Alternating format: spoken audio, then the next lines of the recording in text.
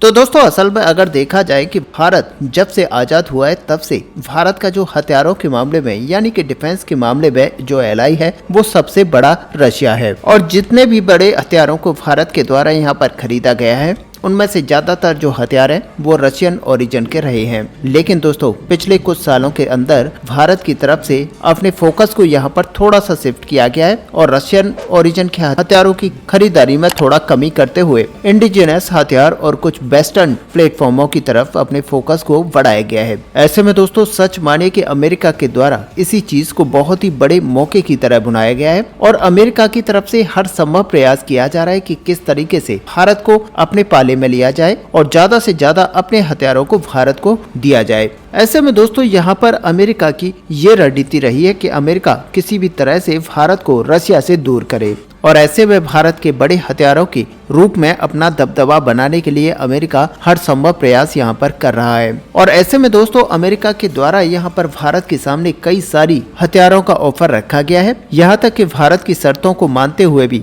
Make in India और transfer और technology के अंतर्गत भी अमेरिका भारत को हथियारों को दे रहा है। जबकि दोस्तों सच मानिए कि अमेरिका किसी भी यानी कि वो देश जो कि नाटो में शामिल नहीं है उनको कोई भी हथियार शेयर नहीं करता है। लेकिन दोस्तों ऐसे में देखा जाए तो अमेरिका भारत के मार्केट को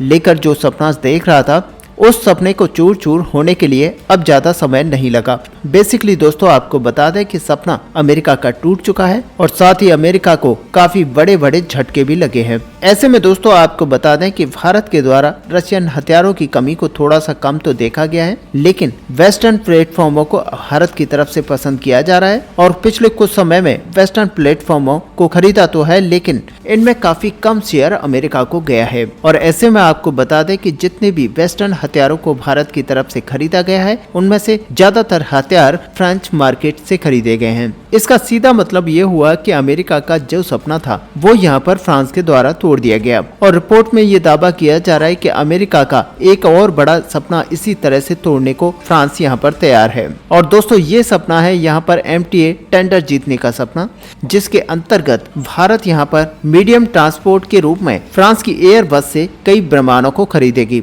और दोस्तों आपको बता दें कि ये 40, 60 या फिर 80 की संख्या में होंगे और ये भारी भरकम एयरक्राफ्ट होंगे। और अब रिपोर्ट्स में ये दावा किया जा रहा है कि इस टेंडर को देखते हुए अमेरिकन कंपनी लॉकहीड मार्टिन की तरफ से C-130 सुपर हरकुलस जैसे एयरक्राफ्टों की पेशकश भारत के लिए की गई थी। यहाँ तक कि आपको बता दें कि इस कंपनी की तरफ से भारत को ट्रांसफर ऑफ टेक्नोलॉजी देने को लेकर बातें की गई हैं। वहीं दोस्तों इंपीरियर कंपनी की तरफ से अपने C-390 मिलेनियर एयरक्राफ्टों का पेशकश इसी तरह से भारत के सामने किया गया है। लेकिन दोस्तों अब आपको बता दें कि यहाँ पर रिपोर्ट्स के अंदर दावा किया जा रहा है कि शायद ये जो टेंडर है यहाँ पर पूरा नहीं हो पाएगा और सच मानिए कि यहाँ पर फ्रांस इस पूरे टेंडर को लेने के बिल्कुल करीब है। और मीडिया रिपोर्ट्स के अंदर ये दावा किया जा रहा है कि MTA टेंडर के साथ साथ इस टेंडर के द्वारा इंडियन एयरफोर्स अपने बेड़े के इलीजन 76 जैसे हैवी एयरक्राफ्टों को यहाँ पर रिटायर करना चाहता है। और इससे जो F-400M जो कि एयरबस कंपनी का एयरक्राफ्ट है इस टेंडर के अंतर्गत भारत के साथ अपने ऑफर के तहत रखा गया है। और आपको बता दें कि इस टेंडर के अंतर्गत इसी एयरक्राफ्ट को बढ़ोतरी हासिल हो चुकी है। ऐसे में दोस्तों MTA टेंडर को जब इंडियन एयरफोर्स की तरफ से जारी किया गया था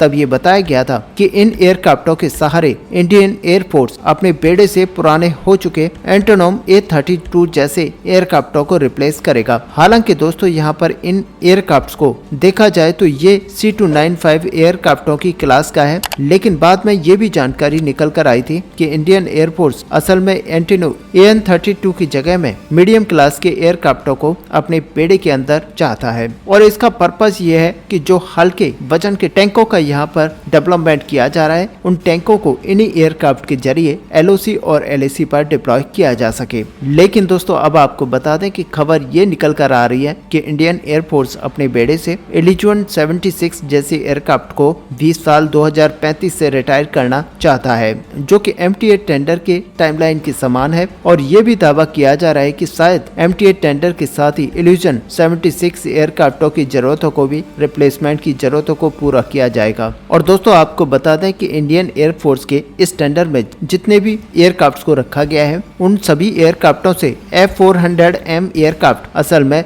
ज्यादा पेलोड को कैरी कर सकता है। हालांकि अगर यहाँ पर देखा जाए तो ये टेंडर के जो रिक्वायरमेंट है उससे काफी यहाँ पर आगे देखा जा रहा है और इस टेंडर के तहत बताया गया था कि 18 टन से लेकर 30 टन तक की पेलोड कैपेसिटी वाले एयरक्राफ्टों का आवश्यकता यहाँ पर है। और ऐसे में दोस्तों आपको बता दें कि F400M एयरक्राफ्ट करीब 37 टन पेलोड को कैरी कर सकता है, लेकिन ये इल्यूजन 76 जैसे एयरक्राफ्ट की क्षमता के मुकाबले में काफी कम है। हालांकि दोस्तों आपको बता दें कि एंटोनोम AN-32 जैसे एयरक्राफ्टों के जो पेलोड क्षमता है वो करीबन 9 टन से 9.5 टन तक की है और C295 एयरक्राफ्टों के जो कि इंडियन एयरफोर्स के लिए खरीदा गया है वो भी लगभग इसी पेलोड क्षमता के साथ आते हैं। हालांकि रिपोर्ट्स के अंदर ये दावा किया जा रहा है कि 56 C295 एयरक्राफ्टों के बाद में यहाँ पर एयरफोर्स और भी अतिरिक्त मात्रा में शायद इन्हीं एयरक्राफ्टों को परचेज करेगी। तो दोस्तों कुल मिलाकर अगर देखा जाए तो भारत यहाँ पर कुछ ऐसी एयरक्राफ्ट को लेना चाहता है जिनकी की पेलोड क्षमता यहाँ पर अच्छी खासी हो और वो हमारे जो हल्के टैंक्स अभी डेवलप किए जा रहे हैं इनको भी LOC और LAC पर डिप्लॉय कर पाए।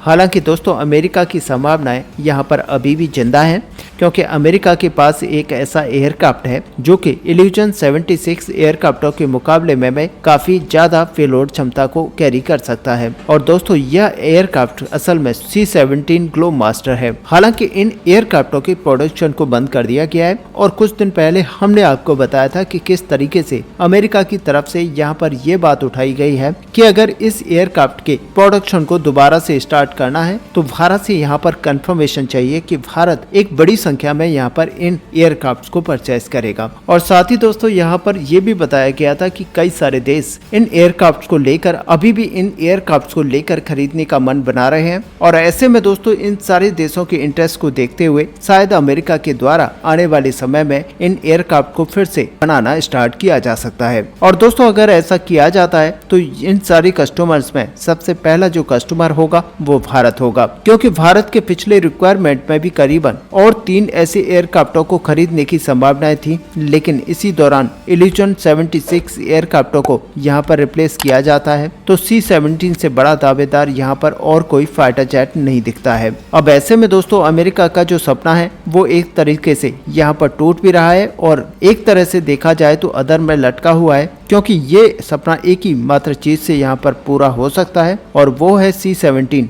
ग्लोबमास्टर के प्रोडक्शन फैसिलिटी को फिर से स्टार्ट किया जाए, जो कि आज से करीबन 1 दशक से भी पहले बंद हो चुका है। और सच माने कि इंडियन एयरफोर्स की तरफ से अपने इन ट्रांसपोर्ट एयरक्राफ्टों को लेकर अब यहाँ पर कमर कस ली गई है और ऐसे में यहाँ पर देखने को ये मिलेगा आपको कि बहुत ही जल्द भारत यहाँ पर बड़े फाइटर जेट को अपनी वायुसेना के अंदर इंडक्ट कराएगा। और दोस्तों इसी को लेकर असल में देखा जाए तो अमेरिका की तरफ से अभी भी इसमें दावेदारी दिखाई जा रही है। ऐसे में दोस्तों आखिरकार आपका यहाँ पर क्या व्यू है, क्या भारत को कौन सी फाइटर जेट को यहाँ पर लेना चाहिए? आप अपना व्यू हमें कमेंट पे लिखकर बता सकते हैं। साथ ही अगर वीडियो आपको अच्छी लगे हो तो लाइक और शेयर करना ना भूलें। मिलते हैं नेक्स्ट वीडियो में, तब तक के लिए जय हिंद जय भारत।